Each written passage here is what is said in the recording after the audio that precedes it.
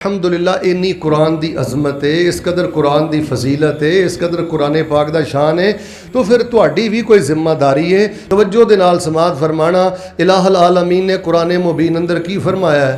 अल्लाह फरमा रहे ने, ऐ मेरे महबूब पैगंबर इमामुल अंबिया जनाब मुहम्मद सल्लल्लाहु अलैहि व आलिहि वसल्लम ऐलान फरमा दियो, फरमाया या अय्युहन नास क़द जाअकुम बुरहानुम मिर रब्बिकुम व अंज़लना इलैकुम नूरम मुबीना।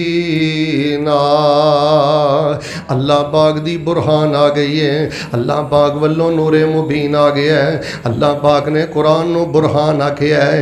एक तफसीरी कौल दे मुताबिक अल्लाह पाक ने नूरे मुबीन आखिया है।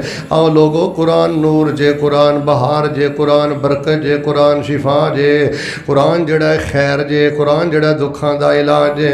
सब नालों पहली जिम्मेदारी है वे कुरान पाक नाजरा पढ़िया करो, कुरान पाक नू घरां च खोल के पढ़िया करो, कुरान पाक नू अपने ऑफिस अंदर, दुकाना अंदर, मार्केटां अंदर खोल के पढ़िया करो। बेटे कुरान पाक नू उत्तों वेख के पढ़िया करो। अच्छा मैं आसानी करना, इमाम अलबानी रहमहुल्लाह सिलसिला दे अंदर इस माने दियां कुछ रवायतां लैके आए ने।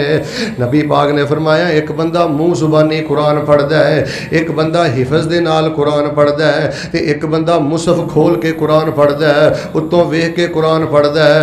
नबी अलैहिस्सलाम ने फरमाया जेड़ा बंदा मुसहफ तो वेख के कुरान पढ़दा है, अल्लाह पाक उस बंदे नाल प्यार भी ज़्यादा करदे ने।